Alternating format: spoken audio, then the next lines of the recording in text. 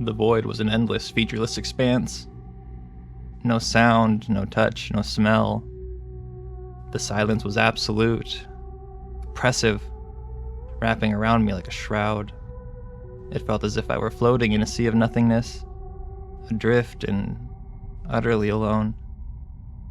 Panic began to set in, and my breaths came in rapid, shallow gasps, though I couldn't even feel the air moving in or out of my lungs. My vision was the only sense left to me, but there was nothing to see. Just a vast, empty, bright blackness stretching indefinitely in all directions. It was disorienting, a nauseating sensation of being nowhere and everywhere all at once. I tried to scream, but no sound emerged from my lips. My voice, my existence was lost to this place. Then, from the depths of the darkness they came, the eaters. The shadowy figures writhing and shifting, their forms indistinct and ever-changing. They moved with a terrifying, deliberate grace, closing in on me from all sides. My heart pounded in my chest, a futile attempt to escape the inevitable. The first touch was cold, like ice spreading through my veins. Their tendrils wrapped around my limbs, pulling me in all directions. I struggled, thrashing against their grip, but it was like fighting against water, ineffectual and hopeless. They swarmed over me, and I could feel their presence leeching away my very essence. Then, pain exploded through my body as they tore into me, rending flesh from bone with ravenous commitment. It was a silent agony, my screams absorbed by the void. I could feel myself being consumed piece by piece until there was nothing left but a hollow shell. The last thing I saw before everything went black was their beady, empty eyes, devouring my soul. The most defenseless tenderness and the bloodiest of powers have a similar right to the metaphysical overexposure of language. Michel Foucault. I awoke to a new kind of horror. I was naked, my arms were outstretched, nailed to a cold white and gold marble slab. I was crucified, my body splayed out in a grotesque display. A large spike was also driven through my throat, pinning my head back against the wall. The pain was excruciating, burning, suffocating agony. Before me stood gods, incomprehensible beings. Their forms shifting and indistinct, made of light and shadow and something beyond my understanding. They towered over me, their presence overwhelming, and I knew that I was in the presence of a power far greater than anything I could comprehend. A wave of helplessness washed over me. Here, nailed to this unyielding surface, my existence seemed puny and insignificant. The vastness of these beings, their immense power, made my entire life feel like a mere speck in the grand tapestry of the universe. I was nothing compared to them, fleeting thought in the mind of an eternal cosmos. My wish, my desperation, my regrets, all felt trivial under their gaze. I had thought that my wish was the end of my suffering, the undoing of my mistakes, but standing, no, hanging before these gods, I realized how foolish I had been. I was like an insect trying to form a question. Such a fruitless endeavor. The gods' forms shifted, blending into each other, their voices resonating with a power that made my bones vibrate. One of the gods, a being of darkness with eyes like burning coals, looked down at me with disdain. Its form was harsh and angular, exuding an aura of judgment and finality. "He should die," it said, its voice a low, rumbling growl that echoed through the void. This was Ethereal, the judge, who saw the world in black and white, in absolutes. His realm was one of strict justice, devoid of mercy. Another god, a trickster with a mischievous grin, stepped forward. His form flickered and changed, never staying the same for more than a moment. I granted his wish, it said, its voice lilting and mocking. and I have more plans for him yet. This was Phelan, the trickster, who reveled in chaos and unpredictability. His eyes sparkled with that same mischievous light, always searching for the next piece of entertainment, the next game to play. Two more gods, their forms intertwined like a dance of light and shadow, spoke in unison. We respect the wish, they said, their voices harmonizing in a strange otherworldly melody. This was Solara and Umbra, the twin aspects, representing balance and duality. Solara was radiant, her form glowing with a warm golden light, embodying creation and life. Umbra, her counterpart, was a figure of darkness, a void that absorbed all light, embodying destruction and death. Together they maintained the equilibrium of existence. My mind raced, trying to grasp the enormity of what I was witnessing. These gods, these incomprehensible beings were debating my fate as if I were a mere pawn in their cosmic game. The realization was crushing. My actions had rippled through the fabric of reality, drawing the attention of entities far beyond my understanding. Phelan, the trickster, stepped forward again, his grin widening. Your wish has set things into motion, he said. But know this, mortal. You are far from finished. Your story is just beginning, and the consequences of your actions will ripple through the fabric of reality. Solara and Umbra, the twin aspects, moved closer, their presence a harmonious blend of light and shadow. We will honor your wish, Solara said, her voice filled with warmth and compassion. But be prepared for the journey ahead. Umbra's voice followed, cold and unyielding. For every action there is a consequence. Balance must be maintained. Ethereal, the judge, remained where he stood, his gaze still burning with contempt. Do not squander this chance. Redemption is earned, not given. As I hung there, my mind teetering on the brink of madness, I couldn't help but reflect on my insignificance. The vast, unending expanse of the cosmos stretched out before me, and I was just this tiny, insignificant dot. Yet somehow my actions had drawn the attention of gods. The weight of that responsibility was almost too much to bear.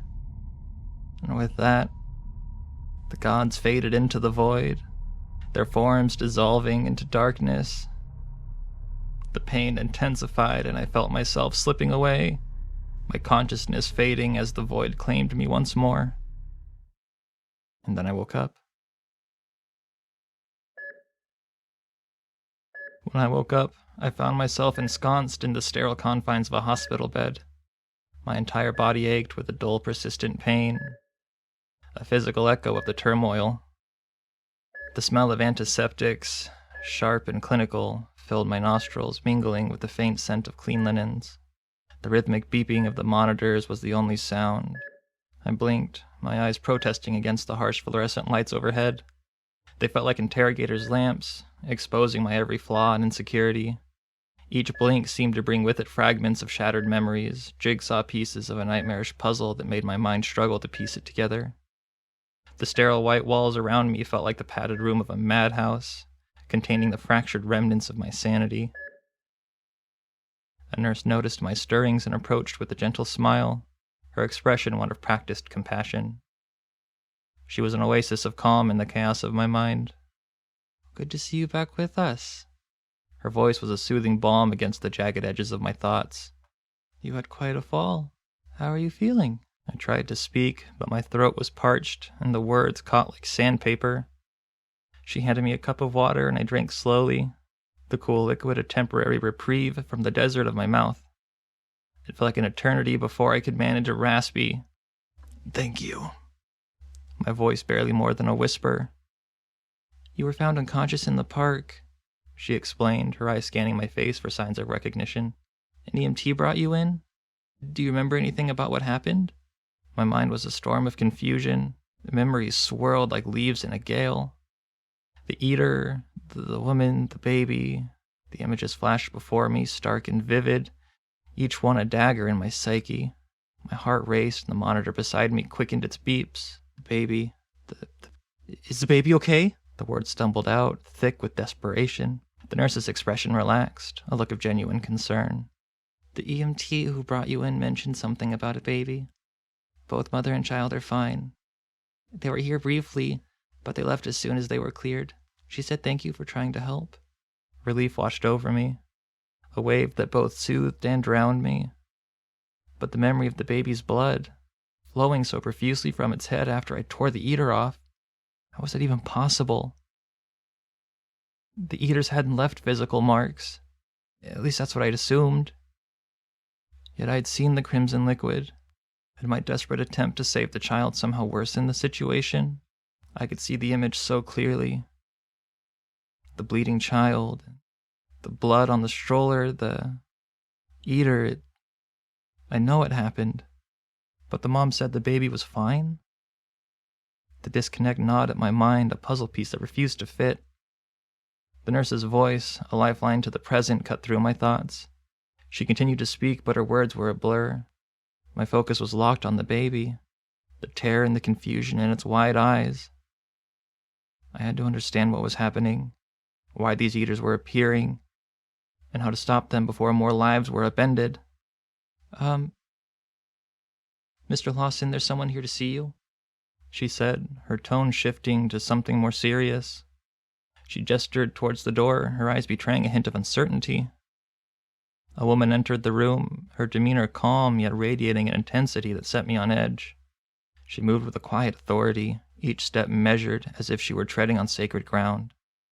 She introduced herself as Emily, her voice a smooth brand of empathy and urgency. Mr. Lawson, she began, pulling up a chair beside my bed. She leaned in slightly, her eyes locking onto mine with a piercing gaze that seemed to see through the layers of my soul. We need to talk about what you saw in the park. A chill ran down my spine. What do you mean?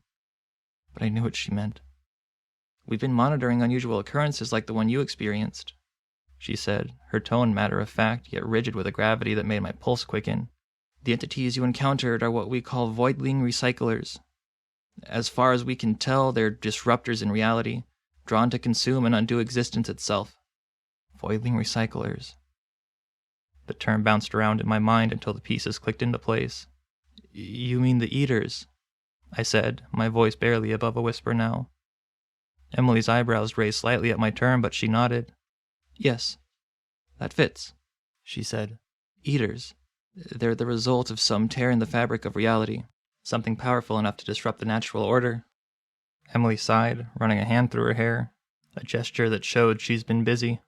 We're still trying to understand the full scope of the situation, but from what we gather, these eaters, they seem drawn to areas of quantum diminution. They're the muscle that breaks down the door, so to speak. Cold dread settled in my stomach. She didn't know that it was my wish that caused all this. I had to keep that buried for now. So, what do we do? I asked, trying to keep my voice steady. Emily's expression softened. We need to find a way to seal these tears, to stop the eaters from consuming more of our reality. But we need your help, Mr. Lawson. You have a unique connection to these entities. You might be the key to stopping them. Her words hung in the air, puncturing the silence with the inclined responsibility. I had unleashed this nightmare. It was my fault. But could I actually make a difference and fix this? My wish was gone. What makes you think I'm able to help you? I asked, needing more convincing. Emily reached into her bag and pulled out a tablet, quickly navigating to a series of charts and graphs. We've been collecting data from the park where you were found, she explained, handing me the tablet. These readings show an anomaly centered on your location. I stared at the screen, trying to make sense of the data. The graphs showed a series of spikes in several different colors. What exactly am I looking at? This is a quantum resonance scan, Emily said, her tone professional and precise. It measures fluctuations in the fabric of reality. Most of the readings we get are relatively stable, but here, she pointed to a particularly sharp spike, We see a significant disturbance. It's unlike anything we've ever recorded before. And this, she continued, swiping to another screen, is an energy dispersion map. It shows the spread of the disturbance. Notice how it's all focused around you, Mr. Lawson. When the Eaters appeared, you were at the epicenter of the disruption. I took a deep breath, absorbing the information. The data was undeniable. Whatever had happened at the park, I was the center of it. So what does it mean? I asked. It means, Emily said, her voice gentle but firm, that you have a unique signature that these entities are drawn to. Your presence somehow affects the fabric of reality in a way that we've never seen before. If we could understand why, we might be able to use that knowledge to seal the tears ourselves and stop the Eaters. Her explanation was clear, and it left little room for doubt. The data was compelling. What do I need to do? I asked. Emily stood, extending her hand. First, we need to get you discharged from this hospital. After that, we'll explain everything. Together, I'm certain we'll find a way to fix this. Emily helped me gather my things and guided me through the discharge process. The paperwork was a blur, my mind racing with what lay ahead. Nurses and doctors bustled around, giving me instructions and well wishes that barely registered. My focus was on Emily and the urgency in her eyes. I don't feel that it is necessary to know exactly what I am. The main interest in life and work is to become someone else that you were not in the beginning. Michel Foucault. Once I was discharged, Emily led me through a series of sterile hallways, each one seeming to blend into the next. The hospital's antiseptic smell was pervasive, a reminder of the fragile line between life and death. Finally, we reached a small conference room filled with monitors, charts, and several other individuals who looked up as we entered. This is Michael Lawson, Emily announced. He encountered the entities firsthand. A man in a lab coat stepped forward and extended his hand. Dr. Reynolds, we've been analyzing the data from recent events. Your experience might provide the insight we need. I shook his hand, feeling the expectations pressing down on me. I'll do what I can to help, I said quietly, feeling a little overwhelmed. Dr. Reynolds nodded and then turned to a large screen displaying a chaotic array of data points and video footage. These are the voids, the areas where reality has been compromised. The entities are drawn to these spots, feeding on the instability. Michael calls them Eaters, Emily interjected. Dr. Reynolds raised an eyebrow, glancing between Emily and me. Eaters? That term implies consumption. Are we sure that's accurate? Emily nodded. Given what we've observed in Michael's first-hand account, it fits. These beings consume the very fabric of reality. Reynolds considers this for a moment, then nodded. All right. Eaters it is. Now let's focus on understanding them better. He pointed to a cluster of red dots on the map. These are the latest incidents. They're increasing in frequency and intensity. We need to understand why. I swallowed hard. And do you think I can help because I saw them up close? Not just that, Dr. Reynolds replied, his eyes intense. There's something about your interaction with them. We need to understand that connection. As I studied the map, a thought occurred to me. What if we could trace the origin of these tears? Find the source and stop it there? Emily and Dr. Reynolds exchanged a glance. Oh, we've considered that, Emily said slowly. But finding the exact source is like finding a needle in a haystack. I took a deep breath, knowing that my next words could reveal too much. I think I might know where to start. Their eyes fixed on me. Where? I hesitated and then pointed to a spot on the map near where the mistake was made, where my wish had been born. Here. In this area. It's where I first felt something was wrong. Emily studied the map and then nodded. Well, it's worth a shot. We have to move quickly before more damage is done, though. Emily and Dr. Reynolds gathered their equipment and the essential personnel.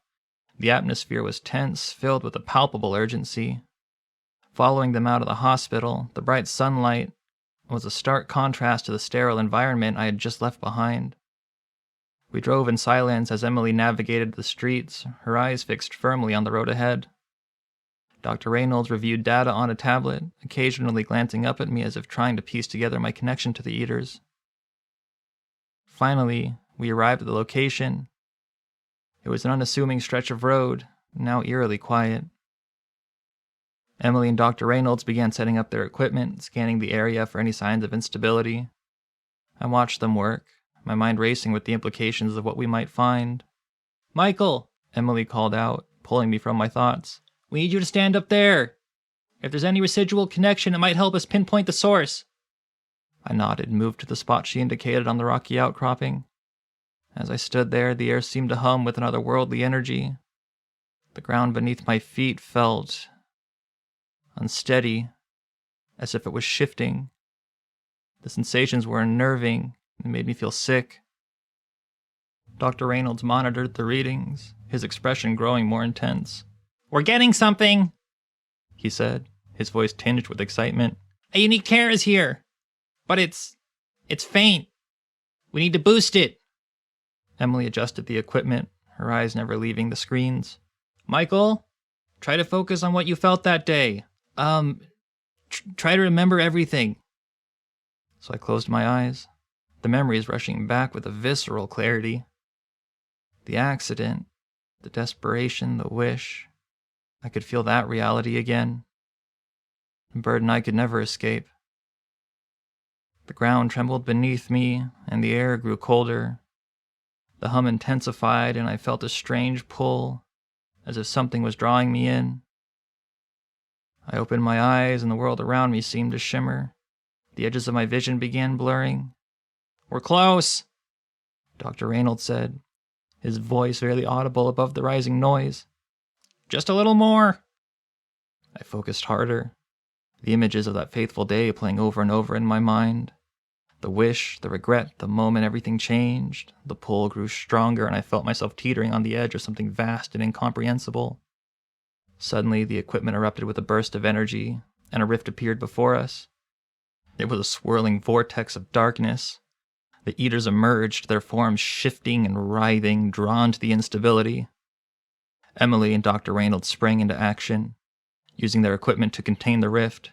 I watched in awe and horror as they battled to seal the tear, the eaters pushing against their efforts with relentless force. "Michael!" Emily shouted, her voice cutting through the chaos. "We need your help! Just focus on closing the rift!" I nodded, stepping forward, but doubt sat deep in my bones. What if I couldn't do it? What if my actions only made things worse again? The connection between me and the rift was palpable, but is that enough? Am I? I reached out, my hands trembling, my mind filled with uncertainty. I turned to Emily, desperation in my eyes. "Tell me how to close it? What do I do?" Emily's face reflected my own uncertainty. "I don't know, Michael. You're the first to ever try this. We don't have a precedent for closing a rift. You just have to trust yourself." Her words hung in the air, offering little solace. I took a deep breath, trying to steady my racing heartbeat, and I noticed the smells of cinnamon and chlorine. I closed my eyes, visualizing the cliff's edge, the storm, the desperate wish, the surge of regret that followed. The memories were sharp and clear, the pain as fresh as if it had just happened. The ground beneath me trembled again, the air around me hummed with more energy. I began to feel insignificant again, like I was pinned, nude and exposed, in front of the gods. "I can't do this alone," I whispered to myself, the fear creeping into my voice.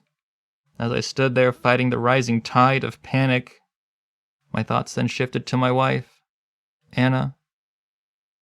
Her smile so bright, full of life. The way she used to laugh at the smallest things, a sound that could chase away any shadow. She had a habit of humming when she cooked, a soft, soothing melody that filled our home with warmth.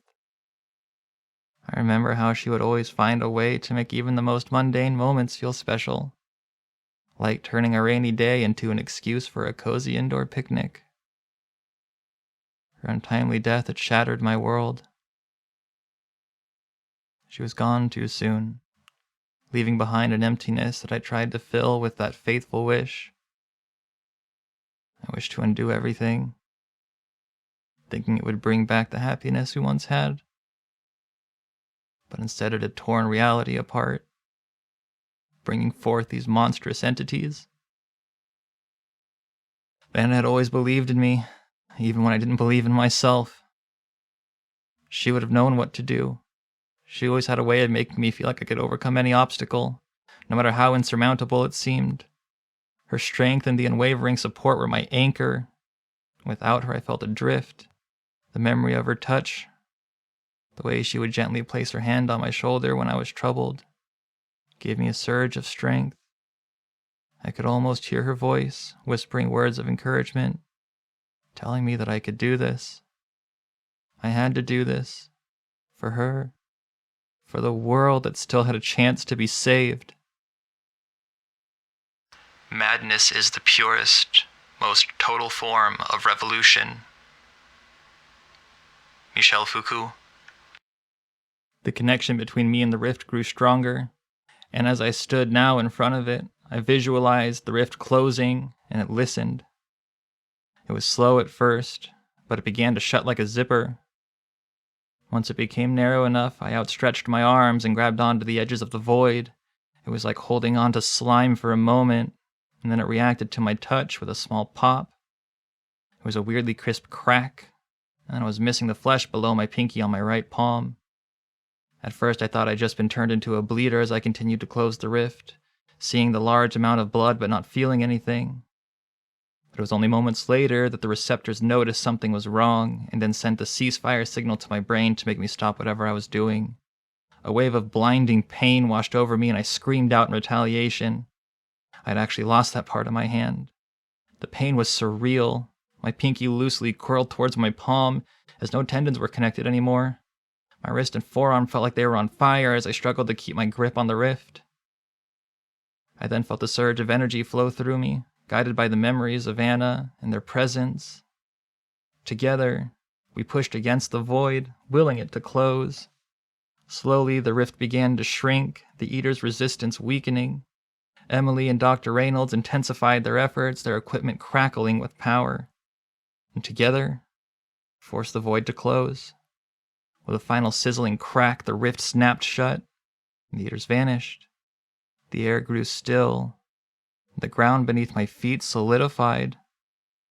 We stood there breathing heavily. Emily turned to me, hands on her knees as she caught her breath. "We did it," she said, her voice barely more than a whisper. Dr. Reynolds checked over his equipment and then hastily began to scribble in his notebook. I nodded, what we had just achieved slowly sinking in. We'd closed the rift. That was it. We were done. Reality saved.